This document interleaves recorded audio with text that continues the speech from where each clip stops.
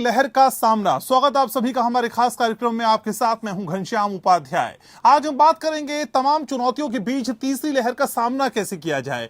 देश में कोरोना की दूसरी लहर बेशक थमती दिख रही है, लेकिन कोरोना को लेकर चुनौतियां कम नहीं हुई हैं। तीसरी लहर के साथ नए नए वेरिएंट चुनौती बने हुए हैं। सवाल यह है कि इनसे निपटा कैसे जाए। हाल ही में सामने आए कोरोना के डेल्टा प्लस वेरिएंट ने चिंताएं बढ़ा दी हैं। एक्सपर्ट्स का कहना है कि अगर तीसरी लहर आई तो उसमें डेल्टा प्लस वेरिएंट एक मुख्य कारक के रूप में काम कर सकता है। ऐसे में आईसीएमआर ने भारत में कोविड-19 की तीसरी लहर की संभावना पर एक स्टडी प्रकाशित की है। स्टडी में कहा गया है कि भारत में अगर कोरोना की तीसरी लहर आती है तो ये दूसरी लहर जितनी गंभीर नहीं होगी। हालांकि अधिक से अधिक टीकाकरण से भविष्य में किसी अन्य लहर के प्रभाव को कम किया जा सकता है। स्टडी में तीसरी लहर की संभावनाओं पर बात करते हुए कहा गया कि इम्यूनिटी कैपेसिटी समय के साथ कम हो सकती है। ऐसे में पहले से संक्रमण की हद में आ चुके लोग एक बार फिर संक्रमित हो सकते हैं। कोविड की संभावित तीसरी लहर की चिंताओं के बीच देश के कुछ हिस्सों में डेल्टा प्लस वेरिएंट के कई मामले सामने आए हैं, जिसे लेकर लोगों में डर है। हालांकि institute of genomics and integrative biology के निदेशक डॉक्टर अनुराग अग्रवाल ने कहा कि कोरोना के डेल्टा प्लस वेरिएंट से तीसरी लहर आने का कोई सबूत नहीं है। वहीं केंद्र सरकार के मुताबिक जीनोम किए गए 45,000 नमूनों में से कोविड-19 के डेल्टा प्लस स्वरूप के 51 मामले 12 राज्यों में सामने आए और उनमें से सबसे ज्यादा 22 मामले महाराष्ट्र में आए हैं। केंद्रीय स्वास्थ्य मंत्रालय ने 8 राज्यों को चिट्ठी लिखकर तुरंत कंटेनमेंट उपायों को लागू करने को कहा है ताकि डेल्टा प्लस वेरिएंट को फैलने से रोका जा सके। केंद्रीय स्वास्थ्य सचिव राजेश भूषण ने तमिलनाडु, गुजरात, आंध्र प्रदेश, राजस्थान, कर्नाटक, पंजाब, जम्मू कश्मीर और हरियाणा को कंटेनमेंट और कॉन्टैक्ट ट्रेसिंग जैसे उपायों को अपनाने के लिए कहा है। केंद्रीय स्वास्थ्य सचिव ने कहा कि ये वेरिएंट अधिक संक्रामक हैं और फेफड़ों की कोशिकाओं में रिसेप्टर्स का मजबूत बंधन होता है, तो मोनोक्लोनल एंटीबॉडी रिस्पांस को भी संभवतः कम कर सकता है। कोरोना वायरस के अल्फा, बीटा, गामा और डेल्टा वेरिएंट्स को सरकार ने चिंता वाले रूपों की श्रेणी में रखा है। वजह यह है कि वेरिएंट ज्यादा संक्रामक है और उनमें वैक्सीन को भी चकमा देने की क्षमता है। हालांकि राहत की बात यह है कि भारत में बनी दोनों ही वैक्सीन, कोविशील्ड और कोवैक्सीन, इन सभी वेरिएंट्स के खिलाफ कारगर है। सुप्रीम कोर्ट की ओर से गठित शीर्ष चिकित्सा विशेषज्ञों के राष्ट्रीय कार्यबल ने सुझाव दिया कि सरकार को पेट्रोलियम उत्पादों के लिए की जाने वाली व्यवस्था की तर्ज पर 2-3 हफ्तों की खपत के लिए ऑक्सीजन गैस का अतिरिक्त भंडार रखना चाहिए। 12 सदस्यीय शीर्ष चिकित्सा विशेषज्ञों के इस राष्ट्रीय कार्यबल ने यह भी कहा कि सभी अस्पतालों में आपात स्थितियों से निपटने के लिए अतिरिक्त भंडार होना चाहिए। यही नहीं, इनको वरिष्ठ कर्मचारियों की ऑक्सीजन निगरानी समितियां भी बनानी चाहिए। आपको बता दें कि दूसरी लहर में ऑक्सीजन की भारी किल्लत हुई थी। ऐसे में सवाल यह है कि आखिर तीसरी लहर कितनी बड़ी चुनौती है। तीसरी लहर को देखते हुए भारत की क्या तैयारी है और किस तरह की तैयारी होनी चाहिए। क्या डेल्टा प्लस वेरिएंट तीसरी लहर में इजाफा कर सकता है? कितना घातक है ये डेल्टा प्लस वेरिएंट? बहुरूपीय कोरोना के खिलाफ आखिर वैक्सीन कितनी कारगर है? तीसरी लहर को देखते हुए ऑक्सीजन का कितना भंडार जरूरी है? कई ऐसे सवाल हैं जिनका आज हम ढूंढने की कोशिश करेंगे। मेरे साथ बेहद खास मेहमान इस कार्यक्रम में जुड़ रहे हैं। परिचय मैं आपका करा दूं, मेरे साथ डॉक्टर अनीता रमेश जुड़ रही हैं, अपोलो की सीनियर डॉक्टर हैं। साथ ही साथ डॉक्टर अंशुमान कुमार मेरे साथ जुड़ रहे हैं, धर्मशिला कैंसर हॉस्पिटल के सीनियर डॉक्टर हैं। आप दोनों का बहुत बहुत स्वागत। डॉक्टर अंशुमान, चर्चा की शुरुआत आपसे ही। सर, हर दिन जब सुबह हम उठते हैं आजकल तो मन में सबसे पहला ख्याल यही आता है कि इन बंदिशों से कब मुक्ति मिलेगी, लेकिन तीसरी लहर का डर सर और डरा रहा है। तीसरी लहर का सामना करने के लिए प्रमुख वो कौन सी बातें हैं जिनको अपने जहन से फिलहाल हमें नहीं उतारना है? जी, लहर दूसरी हो, आज भी बचाव के वही तरीके, कोविड एप्रोप्रिएट बिहेवियर स्टिल कारगर है, कामयाब है। मतलब मास्क, डिस्टेंसिंग, भीड़ भाड़ वाली जगह पे नहीं जाना और अर्ली लक्षण को पकड़ना, इसमें तो खास बात। लेकिन डेल्टा प्लस के आने से जो अतिरिक्त रिस्क कह सकते हैं या खतरा जो सामने आया है, यह है कि डेल्टा ही इतना संक्रामक था। डेल्टा प्लस के स्पाइक प्रोटीन में जो म्यूटेशन हुआ, इसके कारण संक्रामक क्षमता बढ़ गई है। दूसरा, इम्यून इवेड मैकेनिज्म को कर रहा है, मतलब कॉकटेल एंटीबॉडी या इम्यूनाइज लोगों को भी बाईपास करके चकमा देके निकल रहा है वायरस। इसलिए हमें अभी ही जो कंट्री को लॉकडाउन करने की बात कुछ दिनों में आने लगती है, न करके जहां पे स्ट्रेन मिल रहे हैं उस एरिया को कंटेन करें ताकि पूरे कंट्री में फिर उसी रफ्तार से ना फैले। इस पे ज्यादा काम करना चाहिए। दूसरी बात की पिछले लहर तक, सेकेंड वेव तक आपने देखा मेट्रो सिटी या बड़े बड़े शहरों में ज्यादा समस्या होती थी। इस बार ये समस्या गांवों तक पहुंचेगी और ज्यादा पहुंचेगी। और उसके बाद बच्चों वाली बात, बच्चों के हिसाब से ट्रीटमेंट के लिए हमारी व्यवस्थाएं उपयुक्त नहीं है। उतने neonatal and paediatric ICU, paediatric care के लिए जो स्पेशलाइज्ड नर्सेज होती हैं उनकी कमी है। इन सबको हमें अभी तैयारी करनी है। तो व्यक्तिगत तैयारी, सामुदायिक तैयारी और सरकार के स्तर पर तैयारी, तीनों तैयारी हम जब पुख्ता करेंगे तभी हम इसको ढंग से तीसरी लहर को कम कर सकते हैं जो एक्सपेक्टेड है। जी डॉक्टर अनीता रमेश, तो क्या ये मान लिया जाए कि स्टडीज के हवाले से इस बात की पुष्टि होती दिखाई देती है कि सेकेंड वेव्स की तुलना में थर्ड वेव ज्यादा खतरनाक होगी, या अभी इस तरह की आशंका हम जाहिर नहीं कर सकते हैं? क्योंकि अभी देखिए कि हमारा जो कोविड वायरस है म्यूटेशन होते हैं। पहले हमारा वुहान स्ट्रेन था, इसके बाद अल्फा के 3 ABCD चारों था, अभी डेल्टा का प्लस आ गया, डेल्टा प्लस है म्यूटेशन इन K4। तो इसी में से क्या है, वायरस इज बिकमिंग विरुलेंट। जब जितना म्यूटेशन हो रहा है वो उतना खतरनाक हो रहा है और उतना तेजी से बढ़ रहा है। तो यस, आपने जो बताया सही बताया कि शायद हमारा अगर थर्ड वेव आएगा, आ भी सकता नहीं भी सकता, अगर आएंगे तो हमारे पास वो जो वायरस है वेरी विरुलेंट, इससे भी तेज से आएंगे, इससे भी खतरनाक हो सकता है। Okay, so because virus has mutated, यानी जो म्यूटेटेड वायरस है दिखाई दिया है 11 देश में, 11 कंट्रीज में है, और इंडिया में 40 केस अभी हैं। और इसी केस में दिखाई दिया है कि पेशेंट का तबीयत ज्यादा खराब है, वो लोग को ऑक्सीजन रिक्वायरमेंट ज्यादा है, उनके ICU एडमिशन ज्यादा है, और उनका दिखाई दे गया कि बॉडी का इम्यूनिटी कम है, वायरस अंदर जा करके अटैक कर रहा है। और उसके साथ साथ ये भी दिखाई दिया है हमारे पास जो 2 वैक्सीन है, बोथ कोविशील्ड एंड कोवैक्सीन का रेस्पॉन्स कम है इससे। अगर आप एंटीबॉडी टाइटर्स करके देखिए, वो रिजल्ट आया है, इस रेस्पॉन्स इज मच लेस, जैसा फॉरेन कंट्रीज में भी दिखाई दिया गया। इसीलिए चिंता करने का ज्यादा जरूरत है, क्योंकि हम लोग क्या करेंगे, वायरस भी खतरनाक है, हमारा बॉडी का इम्यूनिटी वैक्सीन से भी उतना ज्यादा नहीं है कि हम इनसे लड़ सके। तो ये डरने का बात है। ठीक है, तो डॉक्टर अंशुमान, तीसरी लहर के मद्देनजर जो चुनौतियां हैं उसमें आप डेल्टा प्लस वेरिएंट को कितना बड़ा कारण मानते हैं, कितना बड़ा चैलेंज इस डेल्टा प्लस को हम समझे सर? देखिए, सेकेंड वेव तक में देखा गया मैक्सिमम केसेस डेल्टा वायरस के थे जी। और डेल्टा प्लस अभी जहां जहां संक्रामक है और 51 केसेस जो मिले हैं, ये मानिए कि 51 केसेस जीनोमिक सीक्वेंस स्टडी करके आपने पता किया डेल्टा प्लस है, लेकिन उनके संपर्क में आए कई लोग ऐसे निकल चुके होंगे जो डेल्टा प्लस से संक्रमित होंगे और कहीं और घूम चुके होंगे। नंबर 1। नंबर 2, आप सैंपल कब लेते हैं? जब बुखार आता है, ये आता है, मतलब जब व्यक्ति संक्रमित हुआ उसके 5 से 7 दिन बाद सैंपल जाता है, 2 दिन में रिपोर्ट आती है। इस दरमियान ये लोग कई और लोगों को ये इन्फेक्ट कर चुके होंगे। तो 51 केसेस टिप ऑफ आइसबर्ग है, इससे ज्यादा केसेस डेल्टा प्लस के इंडिया में होंगे और ये एक प्रमुख कारण बन सकता है थर्ड वेव में मेजर स्ट्रेन बन के उभरेगा डेल्टा प्लस, इसमें कोई दो मत नहीं। तो डॉक्टर अनीता रमेश, असल में एक स्टडी में पढ़ रहा था कोरोना वायरस पे, उसमें ये कहा गया था कि भारत में अगर कोरोना की तीसरी लहर आती है तो ये दूसरी लहर जितनी गंभीर नहीं होगी, इसमें एक सबसे इंपॉर्टेंट रोल टीकाकरण का भी होगा। तो मैम, वैक्सीनेशन को कितना इंपॉर्टेंट आप समझती हैं अगर थर्ड वेव में इसके इम्पैक्ट को कम करना है? वैक्सीनेशन बहुत ही जरूरी है। अभी देखिए आज का स्टैटिस्टिक्स है 30 करोड़ से आदमी आज वैक्सीनेटेड हो गया। तो वैक्सीनेशन क्या होता है, एडवांटेज देते हैं। अगर एक डोज की ले वो भी अच्छा है, अगर आप 2 डोज ले चुके हैं उसमें ज्यादा बेहतर है। हमारा बॉडी में कोरोना वायरस स्पाइक प्रोटीन के अंदर अगेंस्ट एंटीबॉडीज बढ़ता है। अगर आपका एक जो डेल्टा प्लस वेरिएंट और आने वाले समय में क्या क्या वेरिएंट होगा पता नहीं है, वो भी आएगा, तो ये हमारे पास जो एंटीबॉडीज हैं बना हुआ है वैक्सीन से, वो उनसे फाइट करेंगे और हमसे कोरोना हो सकता है बट उतना गंभीर नहीं होगा। तो ये जो आपका क्वेश्चन है वेरी वेरी इंपॉर्टेंट। वैक्सीनेशन सबको चाहिए, जितना जल्दी हम लोग वैक्सीनेशन कंप्लीट कर पाएंगे सारे देश में उतना ही अच्छा है।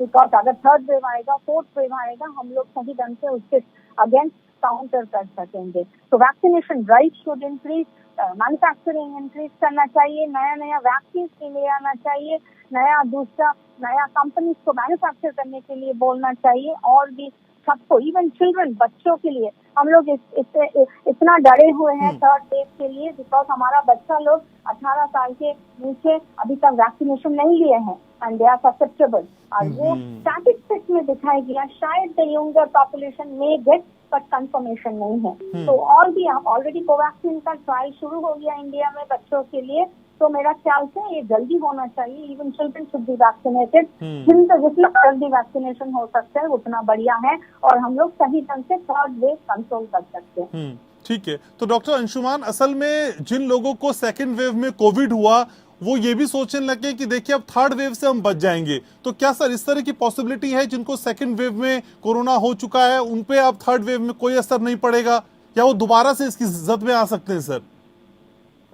नहीं, ये बिल्कुल उनका जीरो कॉन्फिडेंस है कि अगर सेकेंड वेव में इन्फेक्टेड हुए हैं थर्ड वेव में नहीं होंगे। कुछ ही व्यक्ति में कोरोना संक्रमण के बाद एंटीबॉडी लेवल बरकरार रहती है, मतलब परसिस्टेंट रहती है ब्लड में। कई मेजॉरिटी में देखा गया 3 महीने बाद एंटीबॉडी नहीं रहती है। इसीलिए वैक्सीनेशन कहा जाता है संक्रमण से बेहतर प्रोटेक्शन है वैक्सीनेशन। एक तो सेफ है और दूसरा एंटीबॉडी परसिस्टेंस लेवल ज्यादा है।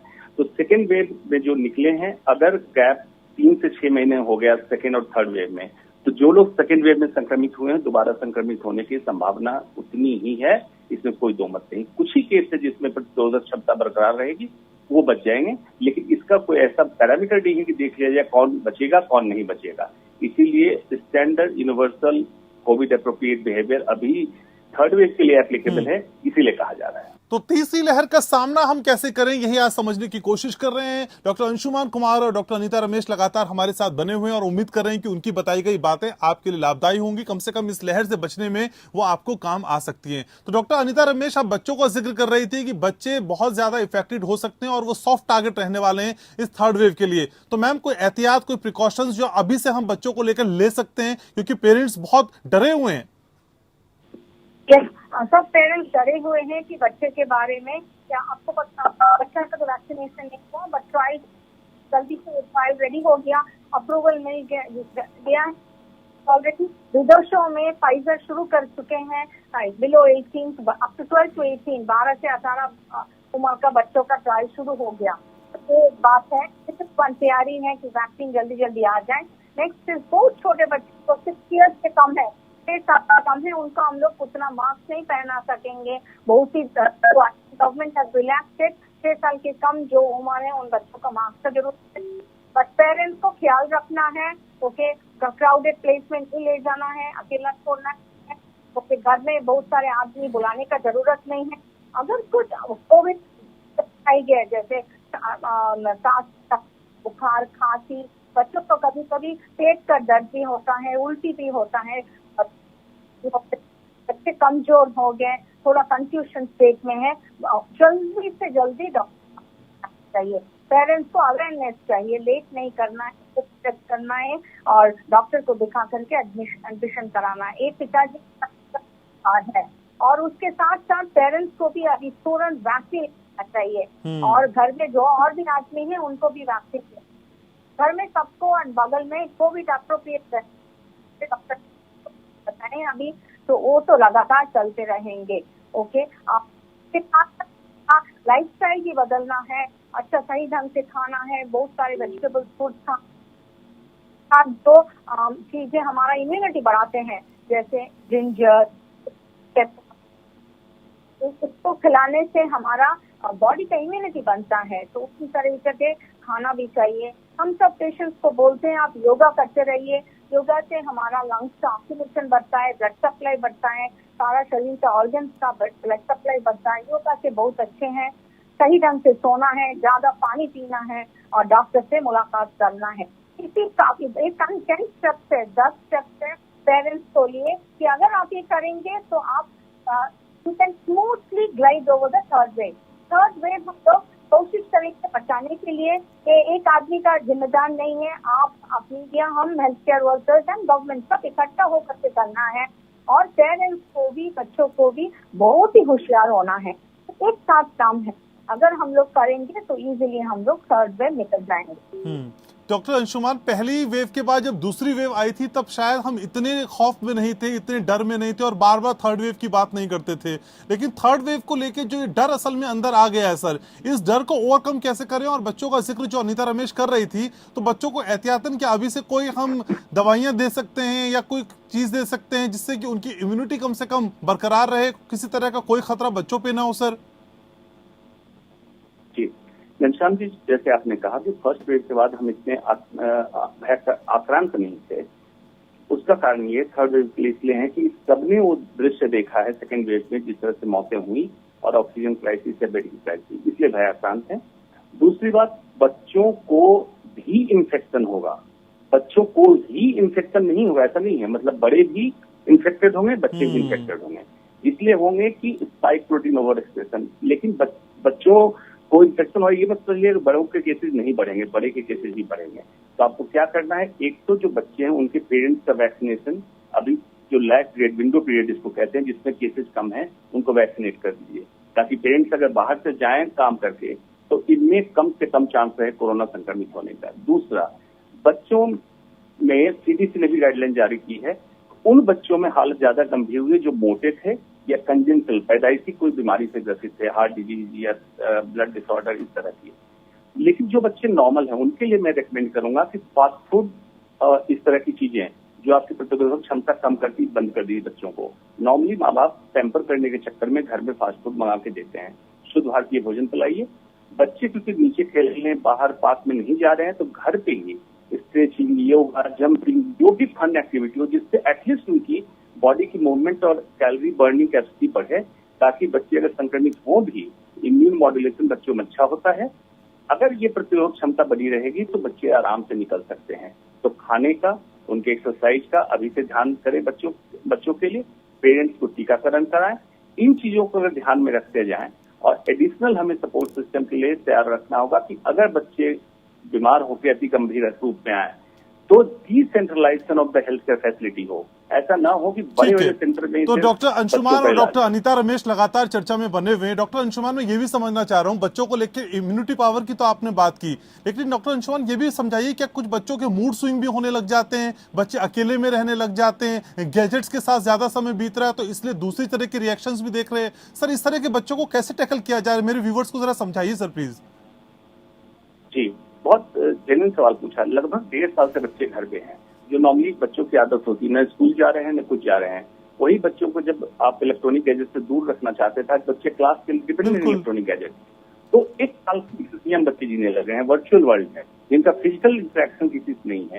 तो बच्चे की स्टेबिलिटी या लोनलीनेस की फीलिंग जो बच्चे दिखाते नहीं है नॉर्मली कि मैं अकेलापन महसूस कर रहा हूँ, लेकिन है, पेरेंट्स को चाहिए कभी अपने आप की उम्र 30 साल छोटे करके बच्चे की नजर से इवेल्युएट करें और बच्चों के साथ उसी हिलमिल के बात करें, ताकि बच्चों को अकेलापन ना हो। क्योंकि कोरोना के कुछ लक्षण बच्चों में इंटरनेशनल जहां जहां भी हो रहे केसेस टिपिकल देखे गए हैं, जो लक्षण नॉर्मल कोरोना वायरस संक्रमण का नहीं है, बच्चों को आपके।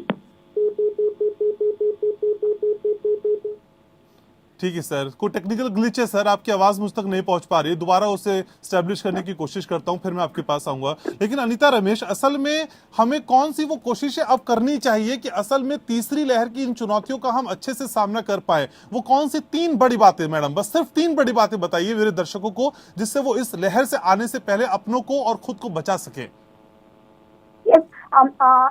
एक्चुअली इसमें 10 पॉइंट हैं, हम आपको 3 बताएंगे। बट अब जो IIT ने एक प्रोजेक्ट लेकर आए हैं, 10 चीजें करना है हम लोग को तीसरा वेव से कम होने के लिए। स्वस्थ रहेंगे, कोविड अप्रोप्रिएट बिहेवियर सारा देश में सबको करना है, और 2 मीटर का दूरी बनाना है एक दूसरे से, कभी मास्क उतारना नहीं है, वैक्सीन लगाना है, कहीं पे जगह में कहीं पे इकट्ठे हो गए सब कोई, वहीं पे चलना नहीं है, वो सैनिटाइजर लगाना है। तो first point Covid appropriate behaviour.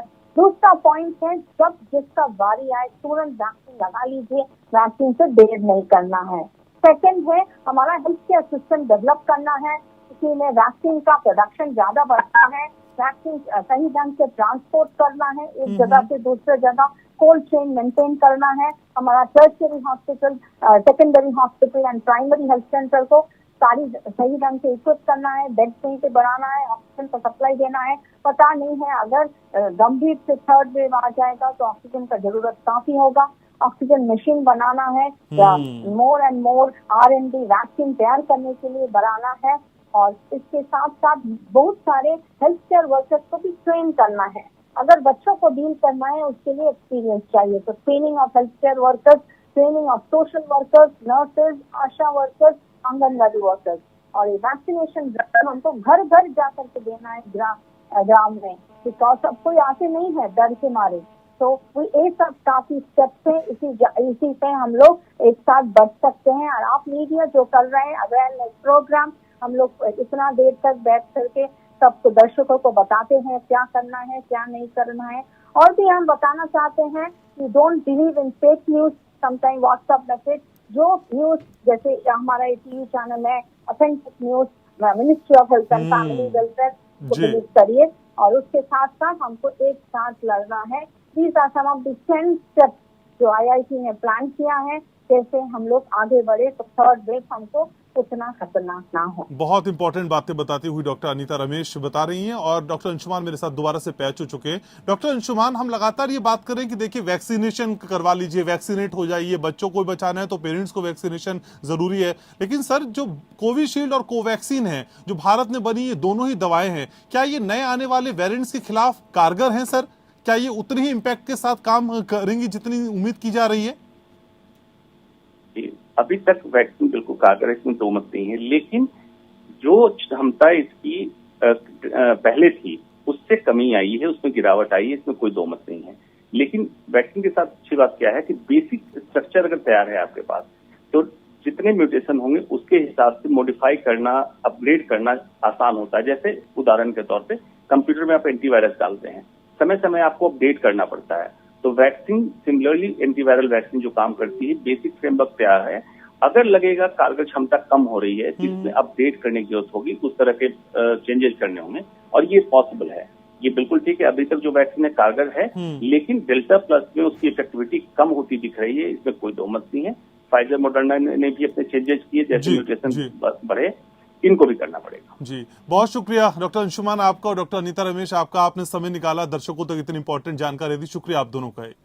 तो हमें तीसरी लहर से पहले खुद को तैयार करना होगा और वो तमाम एहतियात लगातार बरतने होंगे जिनके लिए हम लगातार आपसे कहते रहे हैं। और एपीएन अपने तमाम दर्शकों से अपील करता है कि बहुत ही सेंसिटिव मौका है, इस संवेदनशील मौके में आपको एहतियात बरतने हैं, अपना ख्याल रखना है, अपनों का ख्याल रखना है, और वो सारी चीजें करनी है जो गवर्नमेंट्स की तरफ से लगातार आपको समझाई जा रही हैं। और इन सारी चीजों के साथ अगर खबरों के साथ अपडेट रहना है तो फिर एपीएन के साथ आपको जुड़े रहना है। बहुत ख्याल रखिए अपना। इस कार्यक्रम में इतना ही, नमस्कार।